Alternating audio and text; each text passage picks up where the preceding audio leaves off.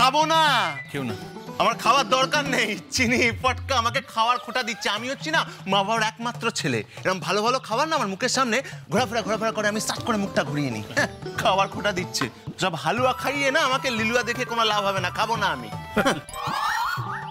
আমি তো বলছি তুমি অপমান সহ্য করো না। তুমি চলো আমার সাথে, চলো চলো। না না কোথায় যাবি? না না এরকম একবার করে বলবে? না না সত্যি তো। চলো, আমি খাবো না। না যাস না, যাবি না, যাবি না। কি হচ্ছে বাবা? চলেই যাচ্ছে। দাঁড়িয়ে যা। চলো। আরে ছেলে মানুষই হচ্ছে, রাগ করছো? যেও না, এবার যেও না। রাগ করেন। Good boy, very good. আমি জানতাম তোমার এই কথার জন্য না দেখবে মানুষগুলো সব তোমাকে ছেড়ে চলে যাবে। আরে বাবা, মানুষের কথাতে মানুষের প্রাণ জুড়িয়ে যায়, আর তোমার কথা শুনে সব কটা মানুষের প্রাণ আকুল হয়ে কেঁদে ওঠে। তুমি একটু মিষ্টি করে কথা বলো না, রোজগারটাও একটু মিষ্টি করে এনো, তাহলে তো আমার কোনো অসুবিধাই থাকে না। এখানে রোজগারের প্রসঙ্গটা কেন এলো? হ্যাঁ, কেন এলো? চুকারা বেশি কথা বলছে। ছোট বউ ওখান থেকে কেন বললো হালুয়া দেবে? হালুয়া খাওয়ানোর কি হচ্ছে? হ্যাঁ, হালুয়া খাওয়াবে?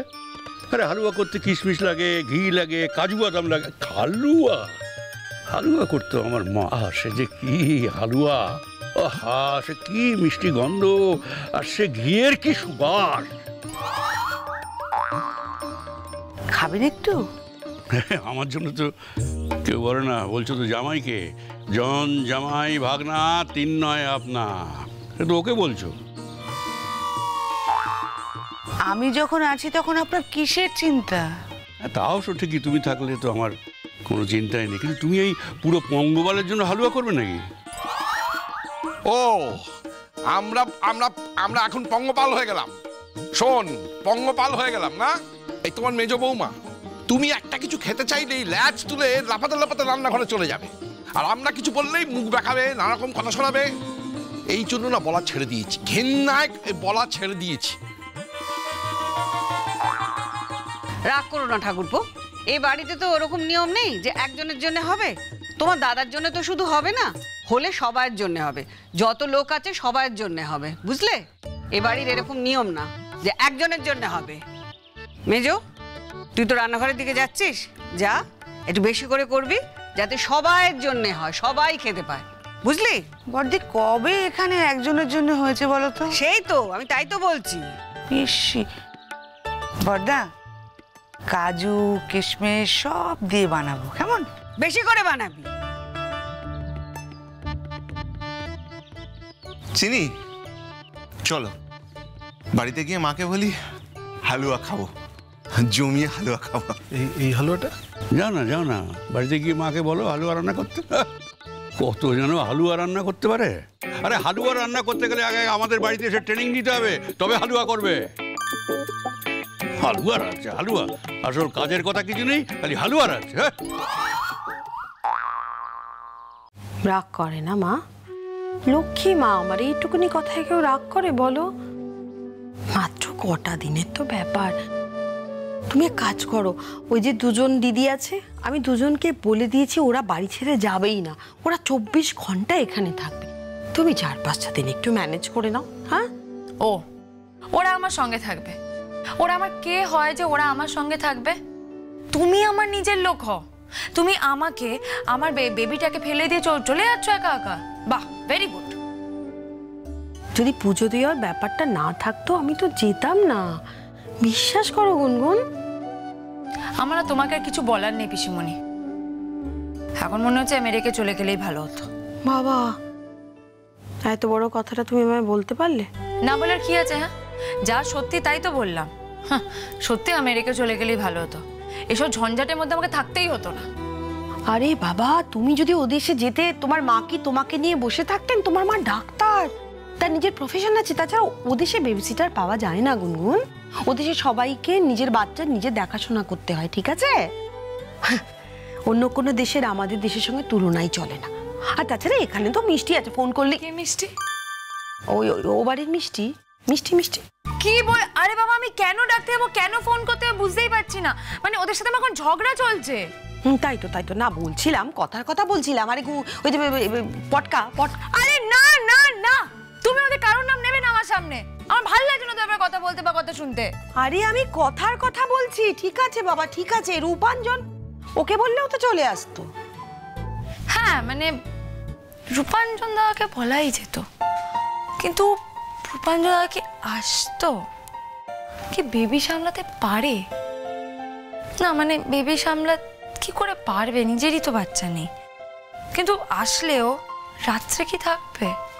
না না, রাতে কি করে থাকবে? মানে তাহলে চিনি দিয়ে একা কি করে থাকবে? থাক, তুমি না যত ভুলভাল সব আইডিয়া দাও। আরে বাবা গুনগুন, আমি উদাহরণ দিচ্ছি। তুমি একটা ফোন করলে ওই বাড়ি শুদ্ধ লোক তোমার বাড়ির নিচে লাইন দিয়ে দাঁড়িয়ে। এই শোনো, আমি ওদেরকে ফোন করতেও চাই না, ওদের কথা ভাবতেও চাই না, ডাকতেও চাই না, ঠিক আছে? তা তো বটেই, সে তো ঠিকই আছে বাবা। ওরা কত অন্যায় করেছে তোমার সঙ্গে। হ্যাঁ, ওরা ওরা ওরা ভেবেছে তোমার কষ্ট হবে দাদার খবরটা দিলে, তাই ওরা তোমাকে খবরটা দেয়নি। এটা তোদের মস্ত বড় ভুল হয়েছে। ওদের অত ভাবার কি দরকার ছিল যে তোমার কষ্ট হবে? কি হবে? কষ্ট হলে হবে, ওদের খবরটা দিয়ে দেওয়া উচিত ছিল। ওরা ভাবতে গেলে তোমার কষ্ট হবে তাই খবরটা দিল না। তুমি দেখো দুম করে রাগ করে ওদের সঙ্গে সম্পর্কটা শেষ করে দিলে। রাখো তো, তুমি চুপ করো। ও ছোটা গুবো, বলো না কি কথা। আরে বাবা, এতক্ষণ কি ধৈর্য ধরে থাকতে পারি নাকি আমরা? এসেই তো বললে গুনগুন আসবে, গুনগুনের সঙ্গে দেখা হয়েছিল। তো বলো না কি হলো বলো। আমি বলতে পারবো না। মিষ্টি, হ্যাঁ তুমি কি বলবে? আমি বলছি। হ্যাঁ, কি হয়েছে? ওই রূপাঞ্জন, হ্যাঁ বাবা, ওই রূপাঞ্জন ওই গুনগুনদের বাড়িতে গিয়ে পাসপোর্টটা চুরি করে নিয়েছে, তাই গুনগুনে যাওয়াটা আর হয়নি।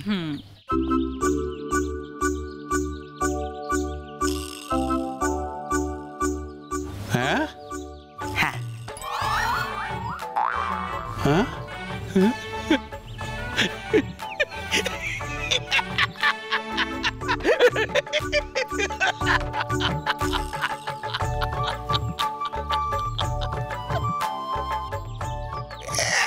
এখন হি হি হি হি হি ভীমরতি ধরেছে পুরো, হাসছে দেখ। হাসছি কেন? হাসছি কারণ ওর পাসপোর্টটা চুরি হয়ে গেল আর যেতেই পারছে না। কিন্তু ওই বলছি যে চোর ধরা পড়েনি তো? চোর ধরা পড়েনি তো? তুমিও যেমন, চোর ধরা পড়লে কি আর চুরি করে হালুয়া খেতে চাইতো? অদ্ভুত, পিকুলিয়ার। মেজো বৌমা, ও বড়দা, আমাকে বলুন না, আমি বলে দিচ্ছি। আপনি দেখলেন তো মেজদি রান্নাঘরে গেল। শোনো, পরের ছেলে চুরি করেছে সেটা ভালোই হয়েছে, জানা রইল। চোরটাকে এবার আমাদের বাড়িতে যদি কিছু চুরি হয় তাহলে ওকেই ধরো গিয়ে, বুঝলে?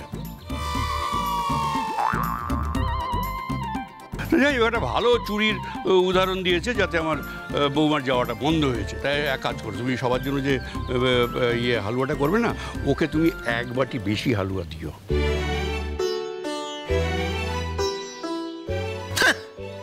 বয়ে গেছে আমার আপনার বাড়ি হালুয়া খেতে। আপনি চোর বলছেন, যা খুশি তাই বলছেন। আমি খাবো না, আমি হালুয়া খাবো না, আমি চলে যাচ্ছি। ভালো হালুয়াটা খেয়ে যেত। তুমি করনি চুরি? যার জন্য করি চুরি সেই বলে চোর। দেখেছো দাদা, দিয়ে দিল ছেলেটাকে, দেখেছো কাঁদি। আরে যার জন্যই করো না কেন, চুরি তো তুমি করেছো। হ্যাঁ করেছি, আমি চুরি করেছি। আপনার ভাইপোর জন্য করেছি। ও তো বিবাদী হয়ে যাচ্ছিল, আমি চুরি না করলে ও বিবাদী হয়ে যাচ্ছিল। বাধ্য হয়েছে আমি চুরি করতে, বুঝেছেন? এখন আমাকে কথা শোনাচ্ছে আমার কাছে ছেলেটা। তুমি কি বলতে চাইছো পিসিমণি? আরে না রে, আমি কিচ্ছু বলতে চাইছি না। আমি ওদেরই দোষ দিচ্ছি। হ্যাঁ, আমি ওদের দোষ দিচ্ছি আর বলছি যে আমাকে তো বেরোতে হবে, পরশু দিনই বেরোতে হবে। তাই একদিনের মধ্যে গোছ গাছগুলো তো করতে হবে না। আচ্ছা, এই কথাটা তো আগে শুনিনি আমি কোনোদিন। মা আগে কি করে শুনবে? ওরা তো হঠাৎ যাচ্ছে, কথায় কথায় আলোচনা হলো তাই বলছি। কোথা থেকে আলোচনা হলো? আরে আলোচনা হলো মানে সেদিন রূপাঞ্জন এলো না বাড়িতে, তোর সঙ্গে কথায় কথায় আলোচনা হতে হতে ও বললো যে ওর বাবা মা একটা মন্দিরে যাচ্ছেন। তো আমি ভাবলাম যে আমি তো ভেবেছিলাম যে ওই মন্দিরে পুজো দেব, তো আমি ওদের ফোন করলাম। তো তখন ওরা বললেন যে তাহলে আসুন একটু সামনাসামনি কথা বলি, তাই। তুমি ওদের বাড়ি গেছিলে? হ্যাঁ, রূপাঞ্জনদের বাড়ি গেছিলাম। রূপাঞ্জনদার বাড়ি গেছিলে তো? হ্যাঁ ঠিক আছে, মানে রূপাঞ্জনদার সাথে আমার এখন কোনো প্রবলেম নেই, মোটামুটি আমাদের ভাব হয়েই গেছে। আসলে ব্যাপারটা কি জানো তো, রূপাঞ্জনদা বাইরের ছেলে, আমিও বাইরের মেয়ে, ওদের বাড়ির তো আমরা কেউ কোনোদিন হবও না, তাই আর কি ঠিকই আছে।